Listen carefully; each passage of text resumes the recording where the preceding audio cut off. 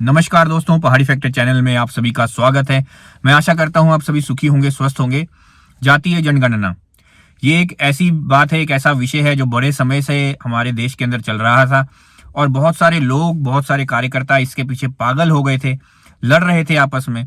कार्यकर्ताओं की लड़ाई तो देखिए चलती ही रहती है, क्योंकि कार्यकर्ता जो होते हैं वो किसी पॉलिटिकल पार्टी के साथ इतना ज्यादा जुड़ जाते हैं, उतना ज्यादा जुड़ाव उनका हो जाता है, वो मन से इतना ज्यादा जुड़ जाते हैं किसी पार्टी के साथ कि उनको ये लगने लगता है कि इस पार्टी के लिए जो जो भी बात करनी है वो हमें करनी ही पड़ेगी, उसका साथ हमें देना ही है, चाहे वो अच्छी बात कर रही है, चाहे वो गलत बात कर रही है, इससे किसी को कोई मतलब नहीं है। आज हम इसी विषय के ऊपर बात करने वाले हैं। इस वीडियो को पूरा जरूर देखिएगा। इस वीडियो में मैं बहुत सारी ऐसी बातें करने वाला हूं जो बहुत ज्यादा जरूरी हैं, हमें जानना भी बहुत ज्यादा जरूरी है और साथ ही साथ हमें समझना भी बहुत ज्यादा जरूरी है। हमारे लिए ये बहुत ज्यादा जरूरी है कि हम इस चीज को समझें कि किस तरीके से ये पॉलिटिकल पार्टीज काम करती हैं, किस तरीके से ये जो विषय होते हैं जिसपे पहले कभी इनका कोई और पक्ष होता है, कुछ समय के बाद इनका पक्ष बदल जाता है और वो पक्ष क्यों बदल जाता है, ये सारी चीजों के ऊपर हम कलेक्टिव बात करने वाले हैं। इस वीडियो को पूरा जरूर देखिएगा। देखिए, जातीय जनगणना का जो विषय है ये बहुत बहुत पुराना है। ये बहुत पहले समय से हमारे देश के अंदर चल रहा है, बहुत पुराने समय से चल रहा है। और देखिए, हमारा देश जो है वो अलग अलग धर्मों में, अलग अलग जातियों में बटा ही हुआ है। ये आप अच्छी तरीके से जानते हैं, अच्छे तरीके से समझते हैं और हम सब ने इन सब चीजों को बहुत बचपन से सहा है।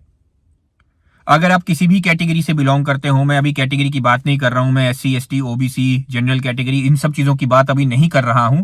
हालांकि ये बात भी इन सब चीजों से जुड़ी हुई है, लेकिन उसके बावजूद भी आप इन चीजों को समझिए कि जो जातियां हैं हमारे देश के अंदर पहले से ही बहुत ज्यादा बनी हुई हैं और उन जातियों की वजह से हमारे समाज के अंदर हम एक दूसरे के प्रति जो है रंजिश रखते हैं, एक दूसरे के प्रति नफरत रखते हैं। कई बार अलग अलग धर्मों की वजह से नफरत रखते हैं, कई बार अलग अलग हमारा जो पूजा करने का तरीका होता है उसकी वजह से हम नफरत करते हैं, लेकिन बहुत सारी चीजें हम जाति की वजह से भी करते हैं। किसी के नाम के पीछे क्या सरनेम है उससे भी हम जो है एक दूसरे के प्रति नफरत करते हैं। ये बहुत बड़ी नाकामी है हमारे देश की। ये हमारे देश की एक ऐसी कमजोर नस है का फायदा बहुत सारे आक्रांताओं ने, जितनी भी आक्रांताएं हमारे देश के अंदर हुई हैं, चाहे वो मुगलों की रही हो, चाहे वो अंग्रेजों की रही हो, ये जितने भी बाहरी लोग जिन्होंने हम पे राज किया है, वो राज करने का कुछ ना कुछ कारण जो है वो हमारी जातिवाद भी रहा है उसमें। देखिए, जातियां होना कोई गलत नहीं है। आप किस जगह पैदा हो रहे हो ये आपके हाथ में है ही नहीं।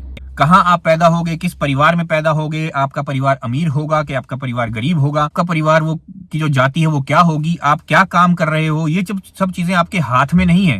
पैदा होना आपके हाथ में नहीं है, लेकिन आपका जो कर्म है वो आपके हाथ में है। आप क्या कर्म करते हैं, आप क्या कार्य करते हैं, वो आपके हाथ में है। और जो ये पूरा स्ट्रक्चर है, इस स्ट्रक्चर के ऊपर बहुत सारी बातें हुई हैं। वेदों में क्या लिखा गया था, हमारे हिंदू धर्म में जातियों को किस तरह से डिफाइन किया गया है, ये सब चीजें अलग अलग विषय हैं और इनके ऊपर बहुत बातें हुई हैं। आप चाहें तो बहुत सारे यूट्यूब चैनल्स पे इस तरह की वीडियोस आपको मिल जाएंगी, आपको अलग अलग पॉडकास्ट आपको मिल जाएंगी जिसमें कहा गया है कि जातियां जो थी या जो वर्ण बटे हुए थे, वो वर्ण जो है हमारे शास्त्रों के हिसाब से इस तरीके से नहीं बटे हुए थे, वो कर्म के हिसाब से बटे हुए थे।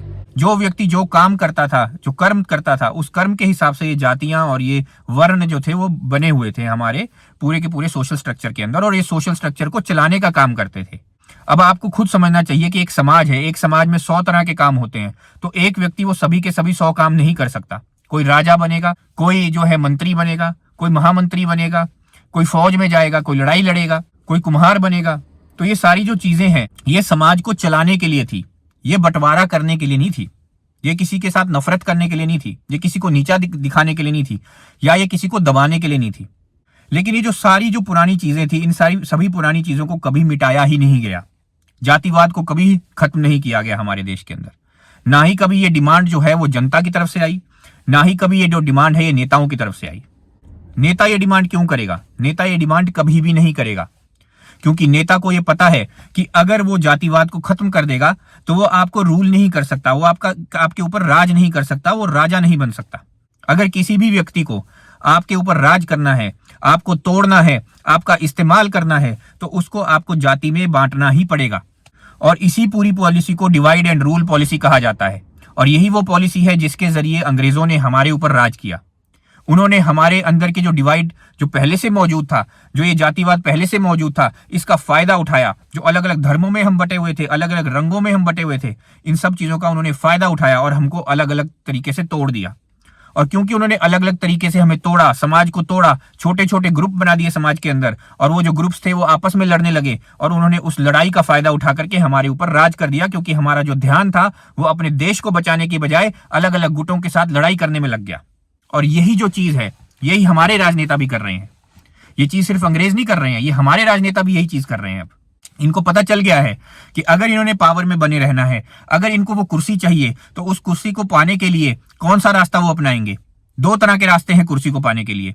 एक तो रास्ता कर्म का रास्ता, कर्म तो ये करने नहीं वाले, अच्छा काम तो ये करने नहीं वाले, क्योंकि काम इन्हें आता ही नहीं है। दूसरा रास्ता है हमारे को डिवाइड करो, जनता को डिवाइड करो और जनता के ऊपर रूल करो, राज करो।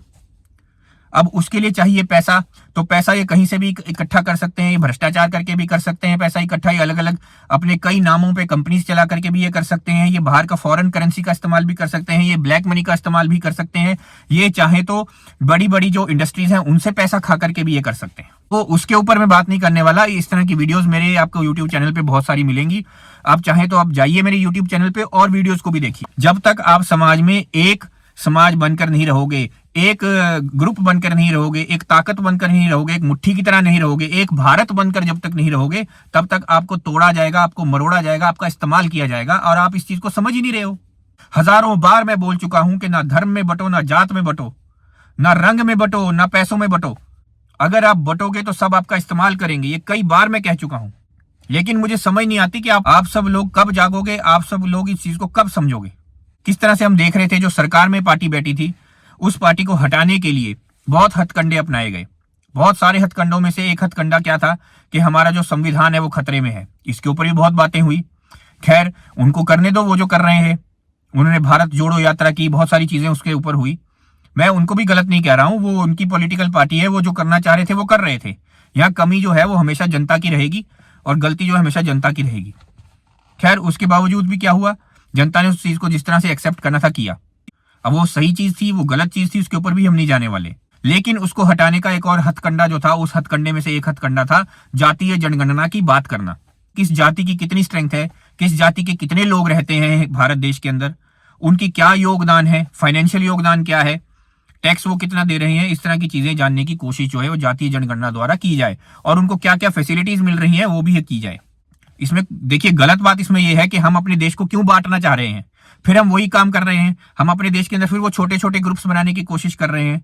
जो बात मैंने आपको पहले कही, अंग्रेजों ने क्या किया, छोटे ग्रुप में बांट करके हमारा फायदा उठाया।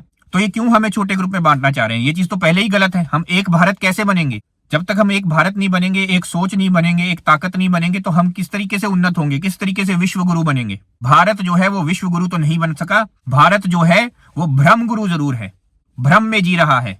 हमें इस चीज को समझना होगा। अलग अलग जातियों में हमें बांटने की कोशिश क्यों की जा रही है, वो इसलिए की जा रही है ताकि हमारे ऊपर राज किया जा सके, ताकि हमारे वोट बैंक का इस्तेमाल किया जा सके।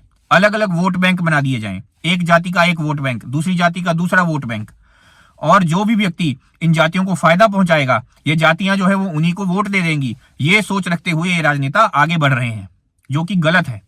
पहले तो भारतीय जनता पार्टी ने बहुत शोर मचाया, पहले तो बीजेपी ने बहुत कहा कि जातीय जनगणना बहुत गलत है, बहुत सारे उनके बड़े बड़े दिग्गज नेताओं ने बहुत बड़े बड़े भाषण दिए। अब उनको क्या हो गया, जब ये बीजेपी ने कह दिया कि हम जातीय जनगणना कराएंगे, जब सरकार ने कह दिया कि जातीय जनगणना कराएंगे, तब क्या हो गया, तब वो बहाना देना शुरू हो गए। अब उन्होंने बहाने देने शुरू कर दिए। अब वो ये कहने लग गए कि भाई हम तो जो ऑपोजिशन पार्टी की डिमांड है उसको वो हम फुलफिल कर रहे हैं। जनता हमारी अगर कम भी पढ़ी लिखी होगी, उसके बावजूद भी वो पूरी तरह से इंटेलिजेंट है। सिर्फ प्रॉब्लम यहाँ पे ये आ रही है कि हम लोगों को बांटा जा रहा है, और इसलिए हम लोग जो है मूर्ख बन रहे हैं। हम आपस में एक दूसरे के प्रति रंजिश रख रहे हैं, एक दूसरे के प्रति हम जो है नफरत रख रहे हैं, और उस नफरत का इस्तेमाल ये लोग कर रहे हैं। फिर अलग अलग ग्रुप बन जाएंगे, अलग अलग जातियों के अलग अलग नेता खड़े हो जाएंगे, और वो जो अलग अलग जातियों के अलग अलग नेता हैं वो अलग अलग डिमांड्स करेंगे। फिर ये पॉलिटिकल पार्टीज उन सब डिमांड्स को फुलफिल करेंगी, वो जबरदस्ती की डिमांड्स को देंगी, जिसकी वजह से क्या होगा, भारत देश के अंदर लड़ाई झगड़ा होगा, नफरत पैदा होगी। एक भारत में एक रूल होना चाहिए, एक लॉ होना चाहिए, वो तो हो नहीं रहा। एक ही तरह की एजुकेशन होनी चाहिए, वो हो नहीं रही। एक ही तरह की फैसिलिटीज होनी है, वो भी नहीं हो रही। एक ही तरह की अपॉर्चुनिटीज होनी चाहिए, वो भी नहीं हो रही। बेरोजगारी इससे बढ़ेगी, आप देख लेना। इससे हमारे समाज के अंदर डिवाइड बढ़ेगा, इससे हमारे समाज के अंदर नफरत बढ़ेगी, इससे हमारे समाज के अंदर बेरोजगारी भी बढ़ेगी।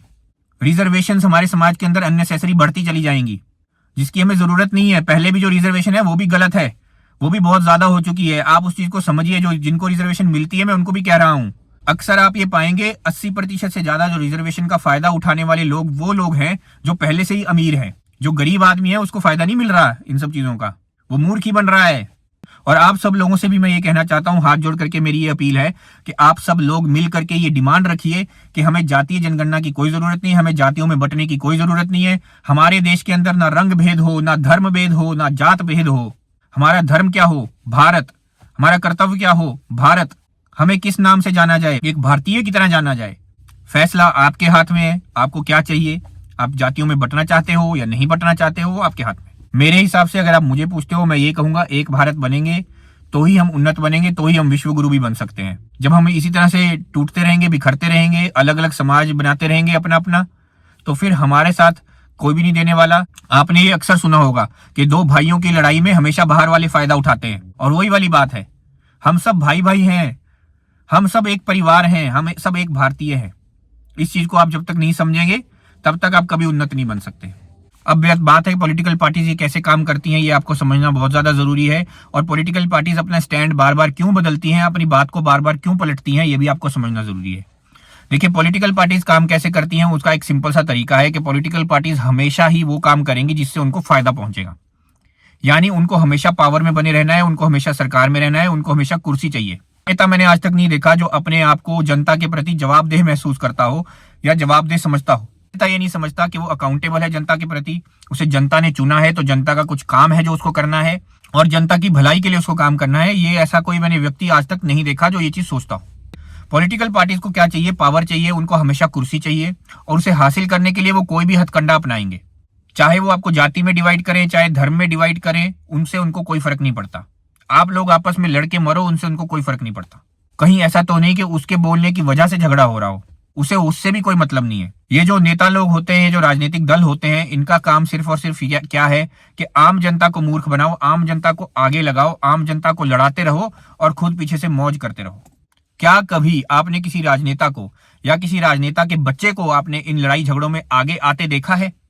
कभी आपने ये देखा कि इनके बच्चे जो है वो जातियों की डिमांड कर रहे हो? कभी किसी लड़ाई में अगर कोई दो जातियों के बीच में लड़ाई हो रही हो या किसी दो धर्मों के बीच में लड़ाई हो रही हो, कभी आपने इन नेताओं को या इन नेताओं के बच्चों को देखा है उस धरने प्रदर्शन में आगे जाते हुए, उन लड़ाई झगड़ों में आगे होते हुए?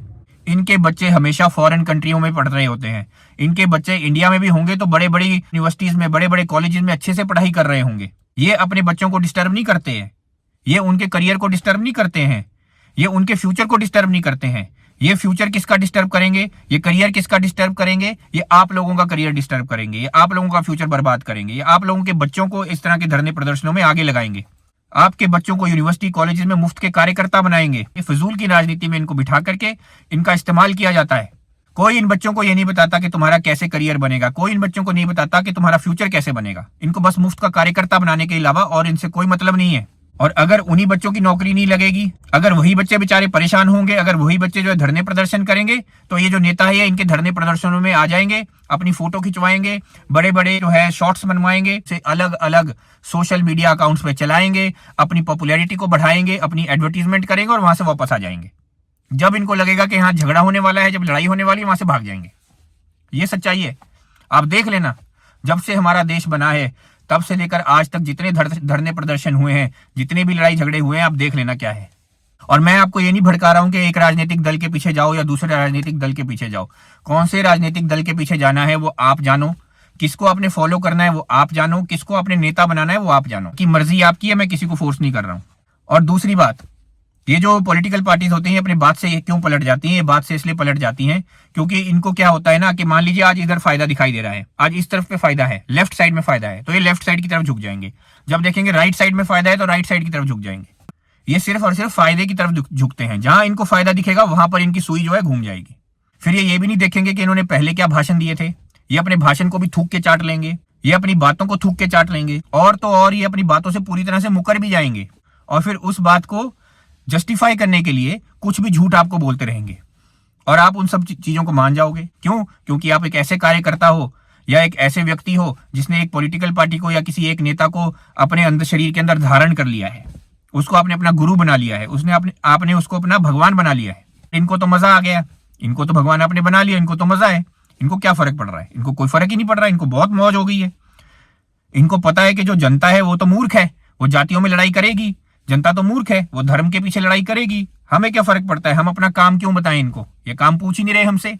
जनता को फर्क ही नहीं पड़ता काम से, जनता को तो फर्क ही नहीं पड़ता किसी और चीज से। हम लोग भी तो गधे हैं ना, जो जातियों में धर्मों के पीछे लड़ने चल पड़ते हैं।